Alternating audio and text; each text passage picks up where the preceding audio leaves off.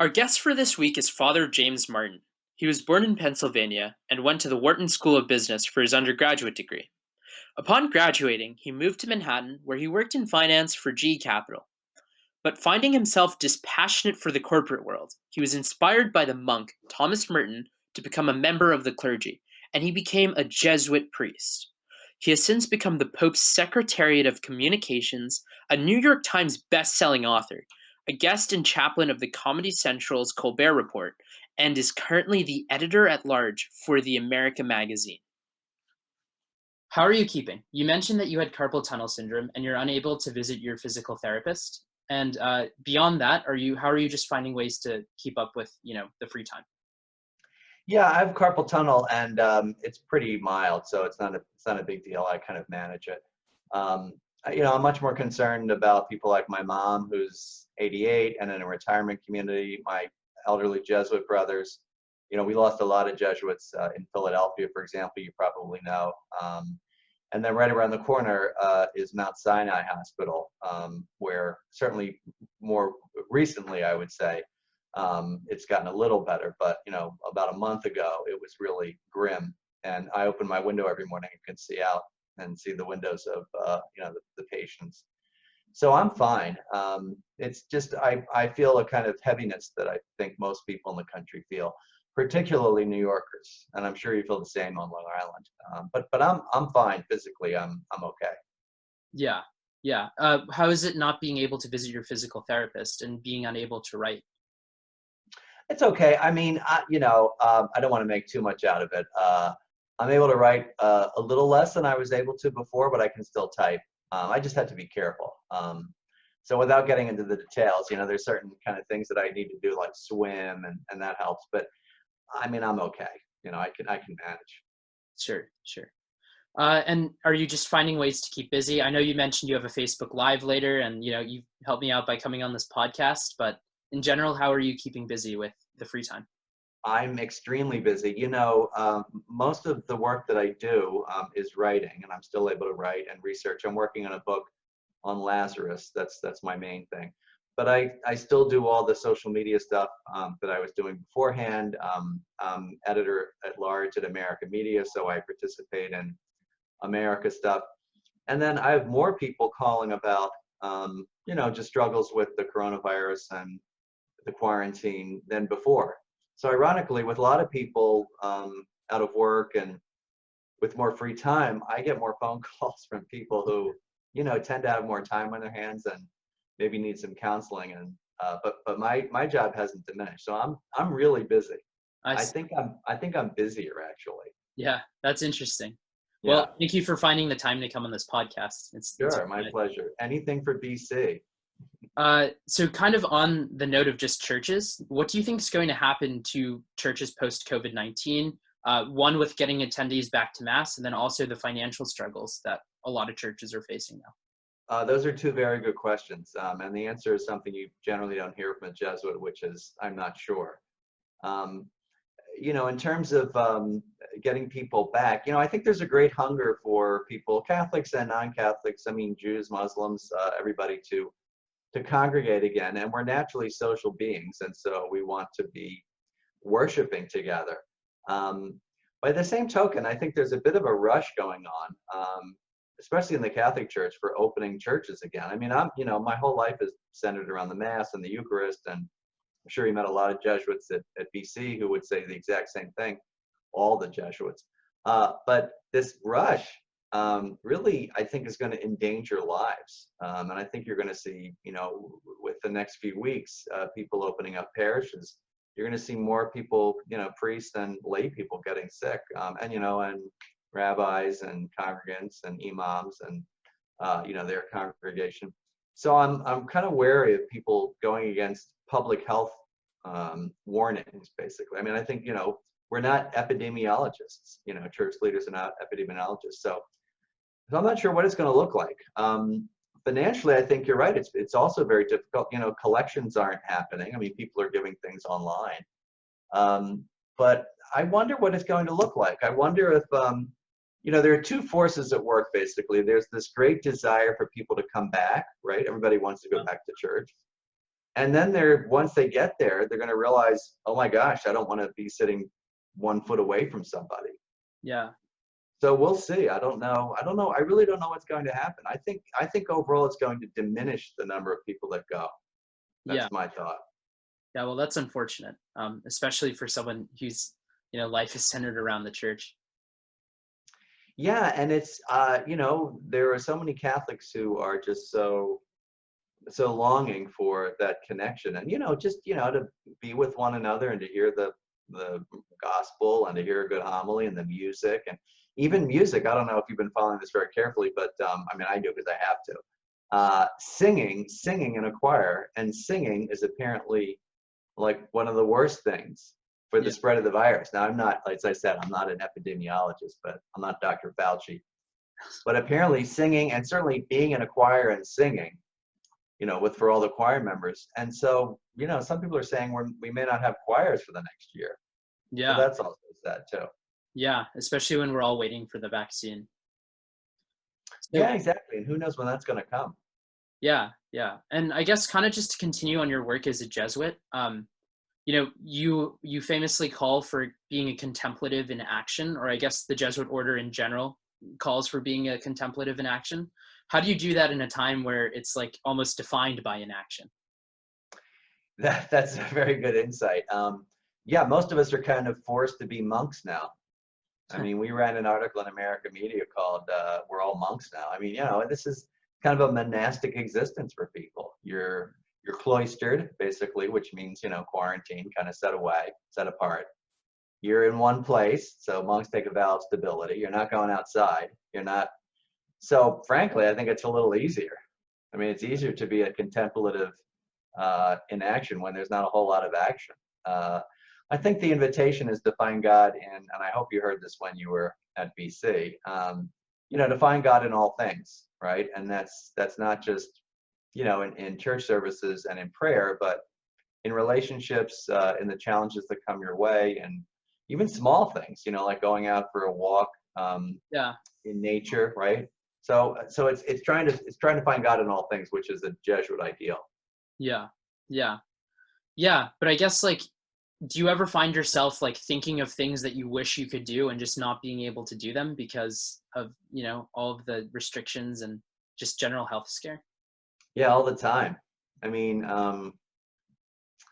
even just like visiting friends. One of the ways that I recreate is, going out to dinner, with friends, and can't do that.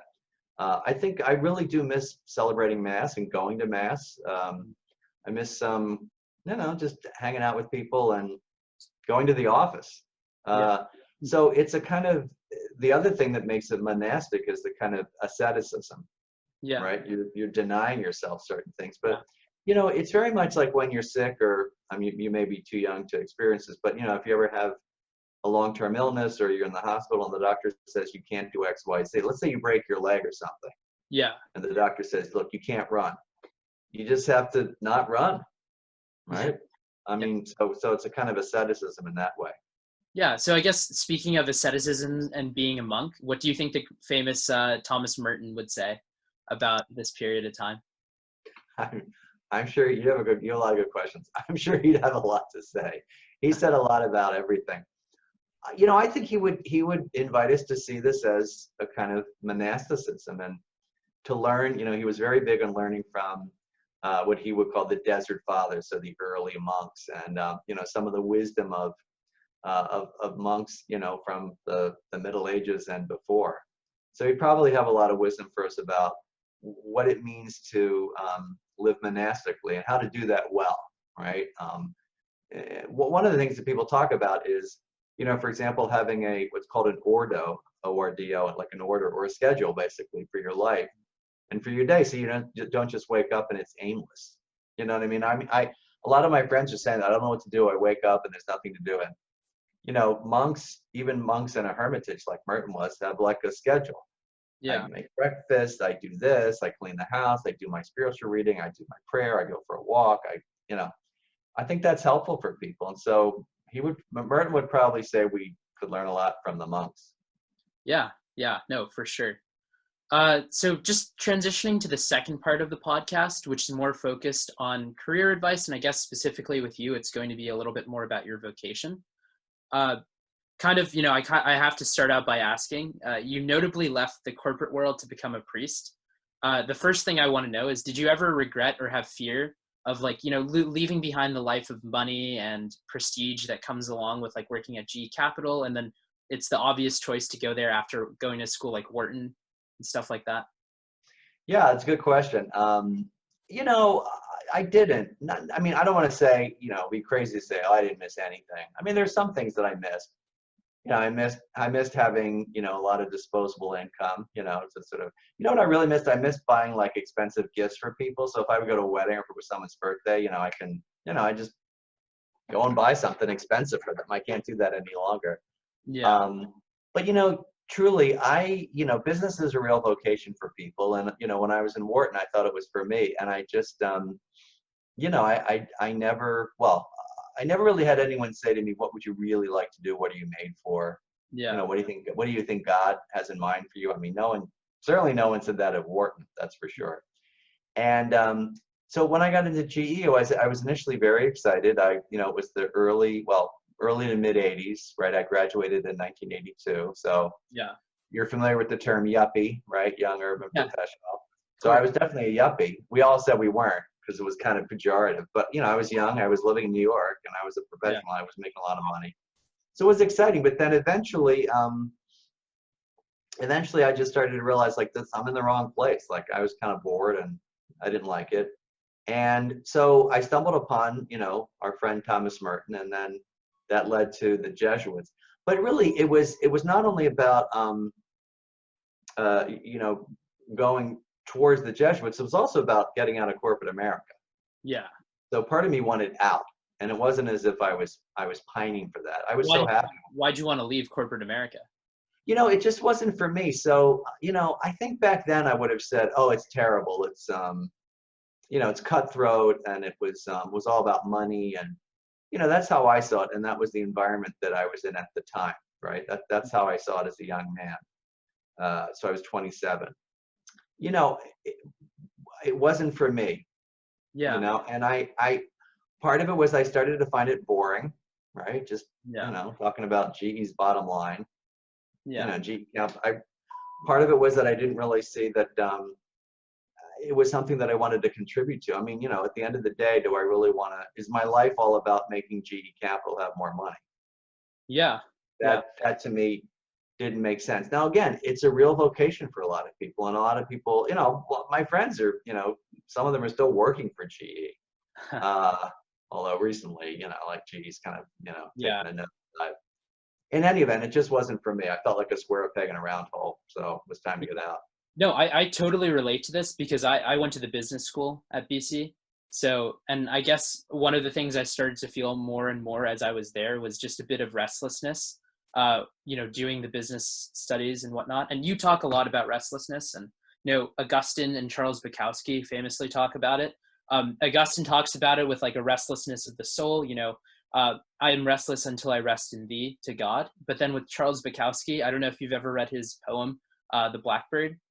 Um, No, but he's fascinating. I'm curious what he has to say about restlessness. his is like, he worked as a post office worker for most of I his remember life. that. Yeah. And he was just, I guess it was that form of restlessness that just brewed within him until he started writing his poetry. And his famous poem, I don't know if it's Bluebird or Blackbird, I forgot, but it's about having a bird that's caged within him. And like that bird for him was his creative desire to be a writer. So did you feel that when you were in corporate America? Yeah, that's a very another insightful question. First of all, I felt bored. I felt stressed. It was pretty stressful. Working long hours and weekends and go, go, go, very cutthroat. And I also didn't feel like there was a way out because, again, when I was in college at Wharton, now it's very different now, and I would hope it's different at BC. There's much more talk about your vocation and what do you Yeah. want, what are you made for. Back then, honestly, it was about getting the highest paying job you could get. That was it. You wanted to go into Goldman Sachs or I mean, at the time, Lehman Brothers, Salomon Brothers, GE, Yeah. the big eight accounting firms. Now I think they're down to big four.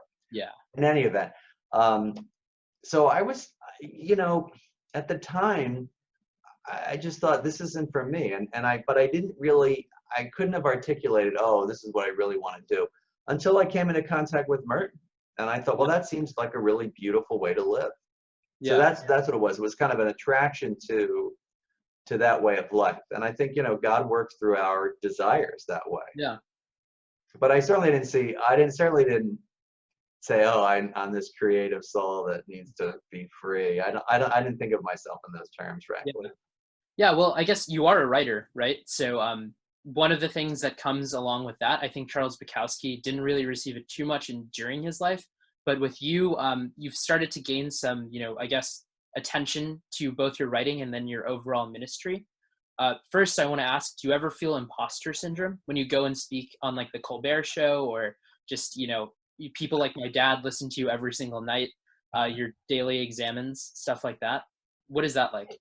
No, because I know it's just me. I mean, and it's just, I have a good sense of my own limitations, and I don't try to pretend to be anything that I'm not. As a Jesuit, it's different because it's not about advancing yourself or your career. It's about, proclaiming the gospel, basically. Yeah. So, it's not like I'm saying, oh, here I am, I'm this great spiritual master. You must all listen to me and follow me and, whatever. That's not the way I approach it. I approach it in terms of, let me talk to you about Jesus. Let me talk to you about God. So yeah, the imposter syndrome, I think, is real for people, but I would imagine it's more for people who are trying to, in a sense, I don't know, advance their career, which I'm not. I mean, I don't. It's more about the proclamation of the gospel. So. Yeah. I mean, I feel other things when I do stuff on TV, like I hope I don't say something stupid. Yeah. So do you feel anxiety and stuff when you go on? Not anymore. Okay. I feel about as nervous as I am with you, which is not very nervous. My one problem is I tend to say and a lot. Yeah. But again, first of all, you get used to it. As I'm sure people say to you, do you ever get nervous about doing these podcasts? You would say, I'm getting used to it now, and it's not that big of a deal. I totally get nervous about doing these podcasts. Yeah. Yeah, but I think that comes with time. Yeah. Part of it is also recognizing that you're going to make mistakes and that you don't know everything. Yeah. All right. I mean, so I don't know. Someone asked me a question about XYZ. I don't know. Yeah. So it's not about me putting myself forward as this big expert. Yeah. So for example, if I were like a politician, or if I were, trying to convince someone to vote for me, or maybe it would be different. I'd feel more pressure, but yeah, I just don't. And, I also know that some people are going to approve of me. Some people are not. Yeah. All right. That comes with age too.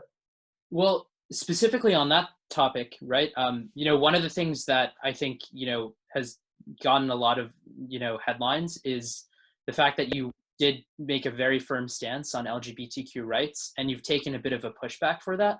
What is it like just, realizing that some of the people who you're spreading the gospel for dislike you just because of your fundamental belief? Yeah, well, one of the things I should say is one of the most welcoming places has been, for me, has been BC. I was up there, I think a year or two ago, in, what is it, Rob Sham Theater? And I never know how to pronounce that name. Rob Sham, thank you. Theater, to give a talk on that. So, felt very welcome by Father Leahy. Most people are very open to it, right? I've been in parishes in Boston and across the country and even overseas. But yeah, there are some people that don't like it. And at the beginning, it was a little surprising. Then what would happen is like personal attacks. Yeah. So it wasn't just we don't like what you're saying, it's you're awful, you're a heretic, you're an apostate, and then worse names, you're a pansy, you're this, you're that. But eventually I realized not everybody's going to like me. Yeah. And not everybody liked Jesus. And that's okay. And so, in the Jesuits, we call it the grace of indifference, the sort of freedom to, to be free of the need to be liked or loved or approved of. What was that word again? Indifference. Oh, indifferent. Okay, yeah. Jesuit indifference, it's called. Just Yeah. indifference. Okay, cool. Yeah. So I guess just the last question would be, do you have any general advice for the class of 2020, people like me who are graduating into an extremely uncertain world? Yeah. I would say a couple things. First of all, I hope that the Jesuits taught you this, or someone taught you guys this. Discernment, Yeah. which is listening to where God is in your life. And generally speaking, I would say in these days, the voice of God is the voice of calm in your life. Yeah.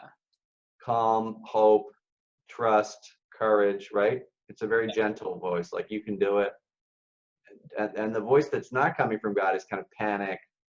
Yeah. Panic is never coming from God. Terror, fear, those kinds of things. Obviously, you need to take precautions and you can be concerned about things, and you can get sad and worried about things, but panic is not coming from God. So the first thing, discernment of spirits. The second thing is to use the examination of conscience, Yeah. which is that Jesuit prayer of just sort of seeing where God is, in your day.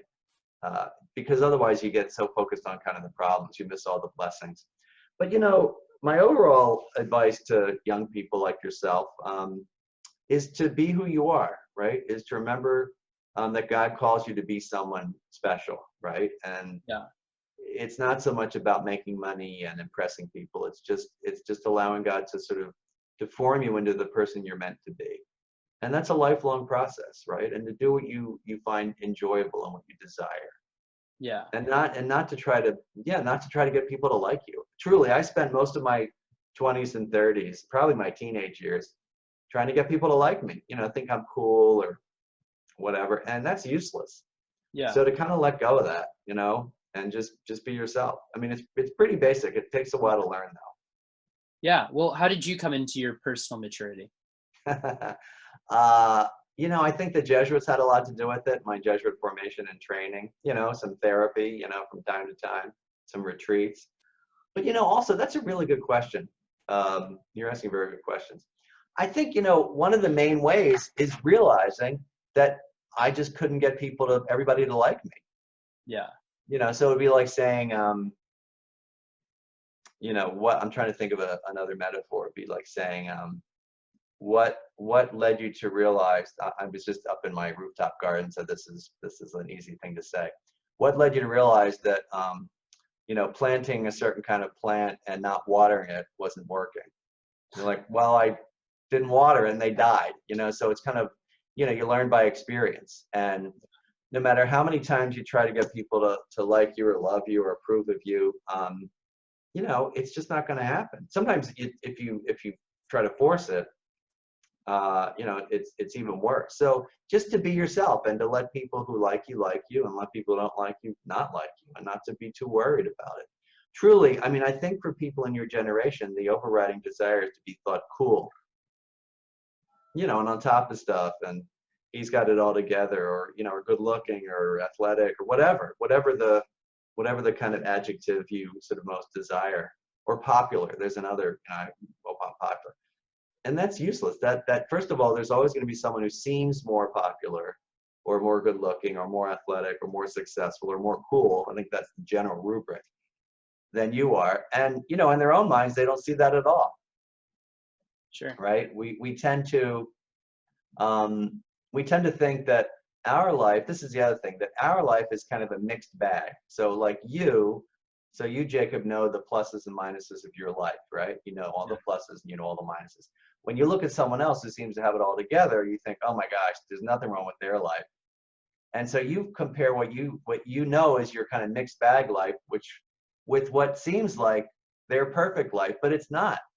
And so you always lose out. So that's part of it. Part of it is this kind of comparison. In the Jesuits, we have an expression, compare and despair. That's part of it too. So all those things help me to get to at least a little more peace in my life. Well, thank you for your time and for agreeing to be part of this podcast. My pleasure, and congratulations on graduating from a great school. Thank you. Well, guys, thank you so much for listening. I thought it was great to get Father Martin's perspective on quarantine, and I think we can all benefit from adapting some of the qualities of the monks during these times, though it was very unsettling to hear about the uncertainty surrounding the church's future. On the career side of things, we got a bit more insight as to why he felt a calling to join the priesthood and his maturing past the desire to want to impress others. I think that's a lesson we can all learn from. Thanks again for listening, and I hope you're keeping cozy.